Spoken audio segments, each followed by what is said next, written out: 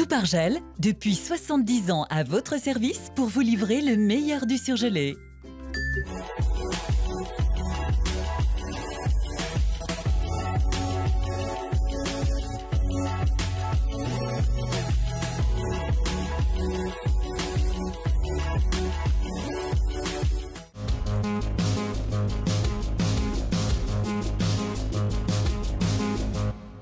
Des niveaux de pollution inquiétants près des écoles selon Greenpeace. Villeurbanne réfléchit à un meilleur accueil des migrants. Enfin, Métropolis, un nouveau jeu sur téléphone créé par des Lyonnais. Évidemment que je suis inquiète, ma fille elle est tousseuse chronique voilà, depuis qu'ils sont nés, les deux enfants, de 0 à 3 ans, ils ont toussé chroniquement. C'est comme sur le climat, c'est comme sur d'autres enjeux tout aussi importants. On ne peut plus remettre à demain les décisions. L'alerte de Greenpeace, l'association écologiste vient de publier une carte de la pollution dans l'environnement des écoles et des crèches de la métropole lyonnaise. Ainsi, 321 établissements se trouveraient à moins de 200 mètres d'une zone très polluée au dioxyde d'azote, dans des valeurs supérieures à 40 microgrammes par mètre cube d'air. Nous avons une étude, un rapport de l'OMS qui vient de sortir sur la santé des enfants liée à la pollution de l'air, qui montre des résultats très inquiétants. Les enfants sont bien plus sensibles que les adultes à la pollution de l'air du fait de leur respiration plus rapide qui fait qu'ils inhalent plus de polluants. Leur système immunitaire, métabolique mais aussi leur arbre respiratoire sont en développement. Selon Greenpeace, les solutions sont évidentes. Il faut réduire la place de la voiture donc en utilisant des dispositifs comme la zone à faible émission qui est en train de se mettre en place, qui sera effective à partir de 2020 mais qui n'est pas assez ambitieuse puisqu'elle n'impacte actuellement que les camions et les utilitaires. Et par ailleurs, il faut aussi arrêter de financer des infrastructures du XXe siècle, comme l'anneau des sciences dont on parle encore. Pour connaître précisément le niveau de pollution autour d'une école lyonnaise, la carte interactive de Greenpeace est consultable sur le site.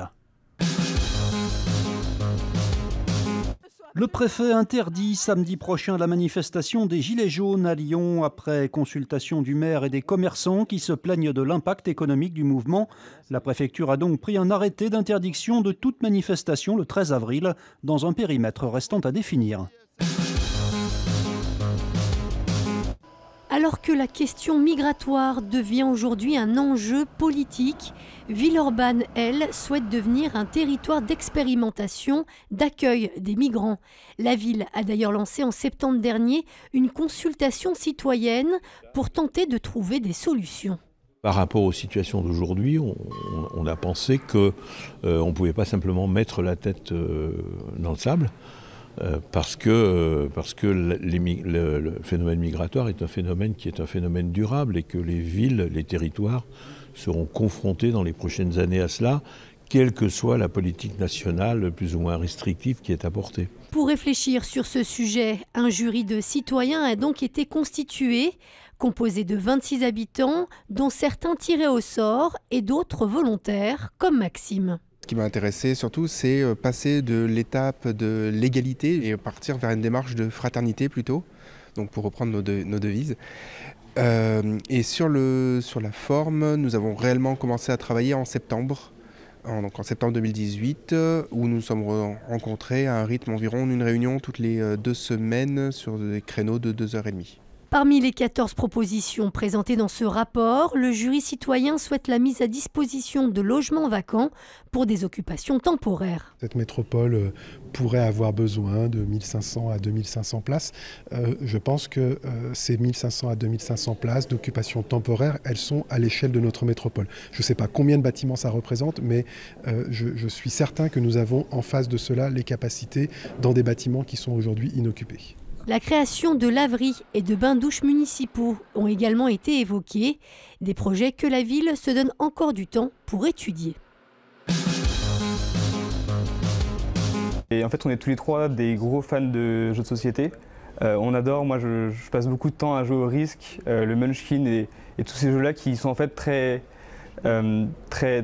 inspirants. L'idée de 3 jeunes lyonnais créer un jeu de société géolocalisé grandeur nature sur smartphone, son nom Métropolis. on va être incité à découvrir ou redécouvrir sa ville en explorant, en découvrant les bâtiments de Lyon. Donc, les géolocalisés, on se déplace, on achète les bâtiments et ensuite on peut faire des offres à d'autres joueurs, on peut aller tirer des cartes. En fait, on va retrouver des objets donc en se déplaçant dans le monde réel. Ça vous rappelle quelque chose? Normal, pourtant en Métropolis, c'est différent.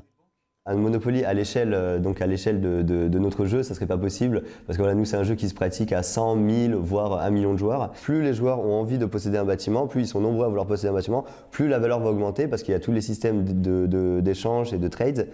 Et donc typiquement l'hôtel de ville, au début il valait 10 000 dans le jeu, à la fin il valait 1 million. Et le principe du jeu peut se décliner bien au-delà de Lyon. L'objectif c'est d'aller plus loin que ça, d'aller dans d'autres pays. Voire même de l'adapter à toute la planète. C'est une application et un jeu qui sont tout à fait adaptables une fois qu'on a les règles du jeu. Métropolis vient de passer avec succès la phase de test grandeur nature. Il est gratuit et disponible pour l'instant sur Android. Je te déteste comme cette phrase qui dit c'était trop beau pour être vrai. Il est de ceux qui prouvent que le rap peut également rimer avec mélancolie et instru planante. 4 mois après la sortie de son deuxième album, Janine, en hommage à sa grand-mère, l'homme pâle poursuit sa tournée à guichet fermé. Après 2 passages déjà cette année à Lyon, le rappeur parisien reviendra en novembre à la Altony-Garnie.